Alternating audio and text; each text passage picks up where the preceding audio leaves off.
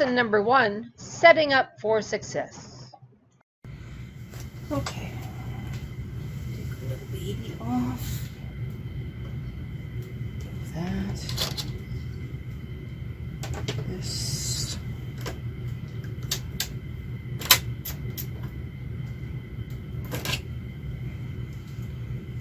That. Okay, those are loose. Let loose the loop.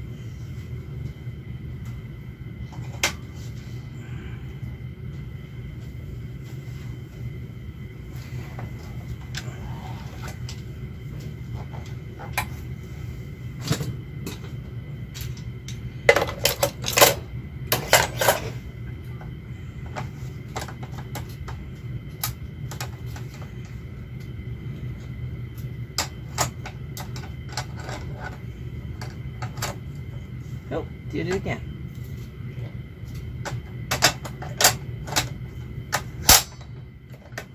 Oh, oh my goodness.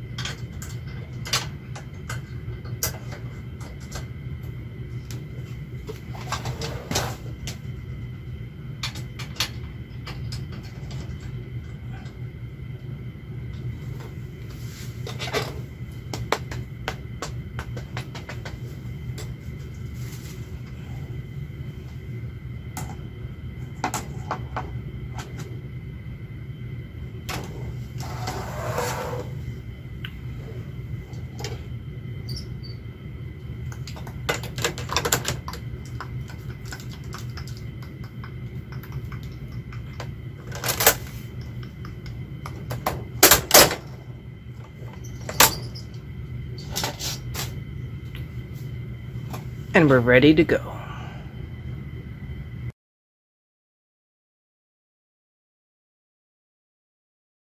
Alright, so we have yarn. We have the main bed manual. I have a color change manual. And I have my KR260 manual. We are going to open this right now and we're going to take a good look at it. So let's open this up. I have all of the patterns, so tomorrow we're going to touch on the 1x1 rib, 2, 5, full needle. Then we'll do fisherman's, racked. I think I'm going to do racked half with the full fish and the half fish. Then we're going to do the herringbone. We're going to touch on the cable patterns. So we just did our setup. We're not going to worry about taking off the ribber. We should go over the parts and a few important points. So when we started this adventure, you saw me put on the clamps for the ribber. I barely touched on the KR setting plates. They are not universal. I call this a racking handle. They call it a grip handle. Make sure that you clamp your ribber to the table. Do not leave it free floating. Try to always load your ribber carriage from the right hand side to the left. I have a space issue, so I do it left to right. This is your connecting arm. I might call it a sinker plate, but I think you understand why. Move the K carriage toward the KR carriage slowly, and we connect them. So I think you can barely see that off camera. You're supposed to turn around your tension mast and use the second hole while I use the first hole. That's just the way that my metal stand works.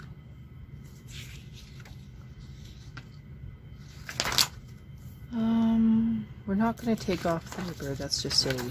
However, if you do have your locks for your carriages, don't lose them. So let's talk about the carriage. We have our connecting pin. We have our tuck lever. We have cam levers. So part and neck. We have a holding cam lever. So that's these little slots here. We have a slide lever. There are two positions. Number 1, loose stitch. Number 2, firm stitch. So when you're casting on or doing the circular selvage, I think we're supposed to go to number 2. But we'll see what the instructions say. We have a tension dial that goes from 10 down to star. Star is what you're supposed to set it to when you do your first row of cast on. This is going into what is on the ribber bed itself. There's brackets, stopper pins, gate pegs, pearl needles, needle bed, racking indicator, yarn rest, and bracket lever. This here is your racking indicator. Unlike the standard beds, you don't have a half pitch that you like a sliding half pitch. You just have to do 2 clicks.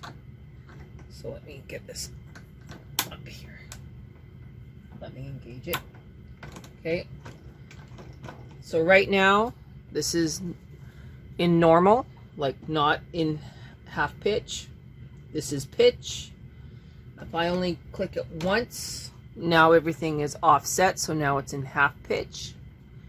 I click it again, I'm in number 2 pitch. Number 2 half pitch. There are quite a few fun things we will be doing where we will be rotating this handle to make the stitches on the ribber do interesting and fun things.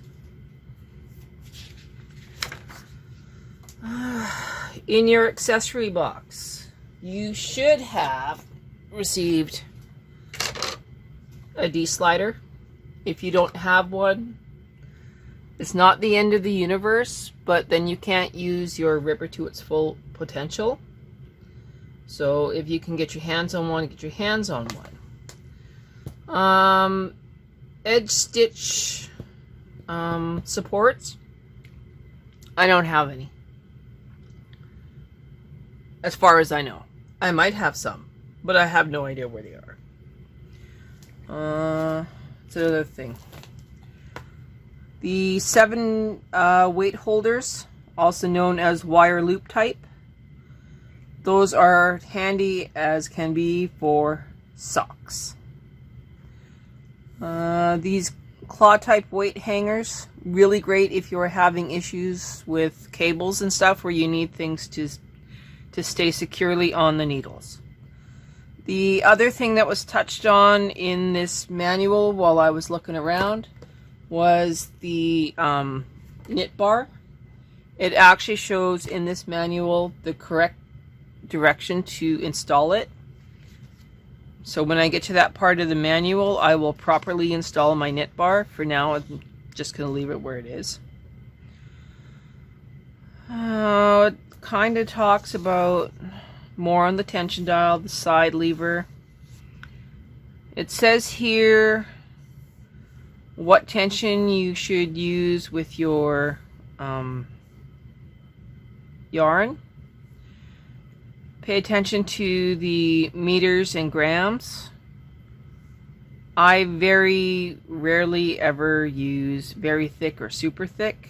I'm usually in the medium weights or light weights.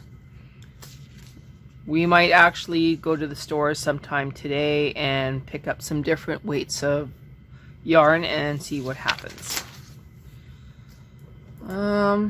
This touches on what I just said about the racking handle. Our needle positions are the same. Connecting pin, it's all normal. Standard weight charts, claw types, wire loops. Oh, okay. So this one is telling you how many weights to put on your ribber comb. I always put on 2, and it's either 2 small weights or 2 large weights. I do not just hang a single, ever, because what can happen if you hang one in the middle of this, it can go this way, and then it interferes with your carriage's ability to work. So I always balance it out. If you need 1 large hanger, I hang 2 small ones. And thus far, I haven't had any failures.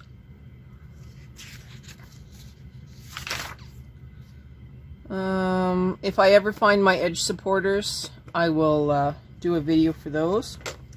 Here's what I was talking about with the knit bar. Turns out I have mine in the right direction. Yay for me. D-sliders are basically a de-knitter. So you are dropping the stitches off of the main bed and pushing the stitches up on the ribber. It's supposed to only work in one direction, but we'll see what the instructions say. I did do an entire project in what is called drop lace, and yeah, it was quite fun. I guess now we are on how to knit the 1x1 rib. So we've managed to make it through, looks like 9 pages? Oh, more than 9 pages. Let me see here. 16, 17 pages in just a short span of time. So I guess we'll pick this up tomorrow when we start knitting 1x1 rib.